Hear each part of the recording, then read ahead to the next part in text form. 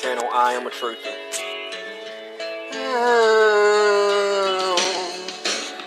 It seems like every day's the same, and I'm left to discover who I am.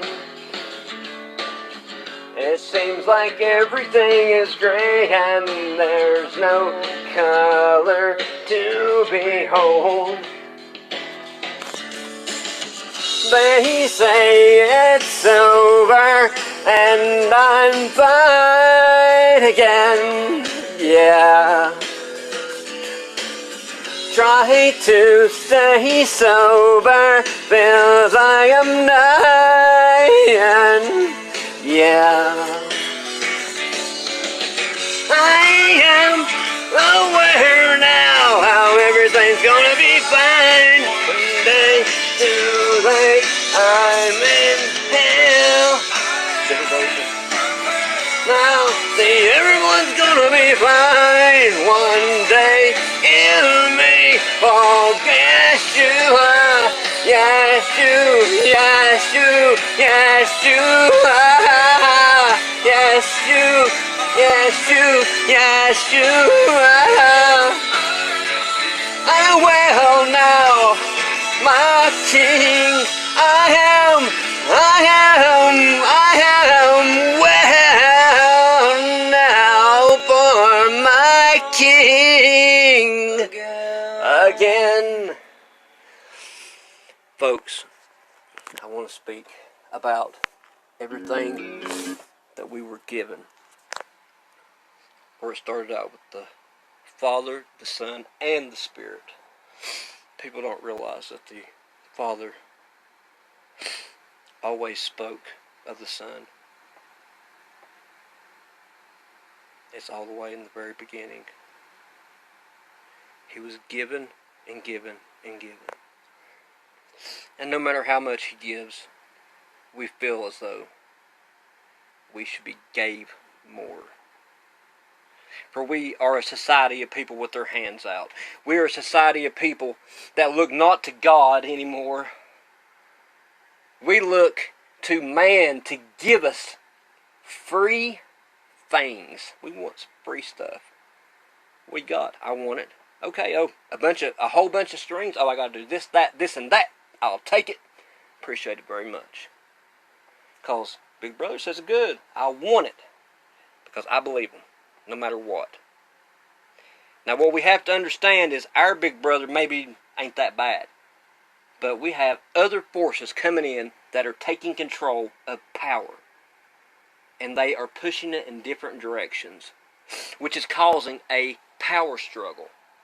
Which is also causing not only our people are warring tribals, our government is warring against one another. For there's Obama holdovers that care not about our president. There is also people that are held over that are lukewarm Christians that claim to love God. But when it comes right down to it, they won't do nothing for him. They won't do nothing for their brother. They won't do nothing for their sister. Same thing with the Obama holdovers. They won't do nothing but hurt you. All they'll do is leak lies. Leak lies to bring down our democratically elected government. For they don't only seek to bring down Trump, they seek to bring down the whole house. To bring down the whole house. He is the last president. He will be reaffirmed. Wait and see. After that, there'll be a puppet. That puppet will try and pretend to push against the anti-Christian, the anion, but he cannot, not truly. And hopefully, our president who has stood firm on what he said. Now, I don't agree with everything. Nobody can agree with anybody completely. And I don't know him personally, so I can't say that I trust him entirely. But I don't trust anybody that's in politics. The point is that the lamb will also dwell with the wolf. The lamb and the wolf are dwelling together. He will pour out his Spirit upon all flesh. All flesh. The Spirit, all flesh. Everybody says, how can light dwell with darkness? Seal not the sayings of the prophecy of this book, for the time is at hand. If you seal a book, it is unchangeable and uncorruptible by Satan. Our Holy Scriptures are changing. People are changing. But God's people are staying strong and staying who they are. They are more trustworthy because they are spirited with a good and loving and trusting and just a wonderful spirit God. Yahweh, Yeshua HaMashiach, the risen King. Now, God's law sometimes intercedes with man's law. But most of the time we try to adore by man's law. For we seek not to be in shackles by our brothers and sisters. We seek not to be damned or dismissed or considered a delinquent. What we seek to be is more. We seek to be corrected. We seek to be free of our shackles. We seek to walk that straight and narrow path. We seek to stand tall, without pride, without railings, without envy, without greed. Just to have clear and present sight and compassion upon each other and one another. For man has forgotten to love one another. Man has forgotten the love that was laid down that day when he handed himself over to the Romans. And he did hand himself over, for he knew he would be betrayed. Just as this man knew he would be betrayed. Trump knew he'd be betrayed. They'd be holdovers. He knew he'd be betrayed. Now they keep trying. He's standing tall. Our king had already decided just to give it all because that was his way forward. It wouldn't pay him to bow out. But what I'm saying is our king laid down his life so that we would have trust and belief and faith in God.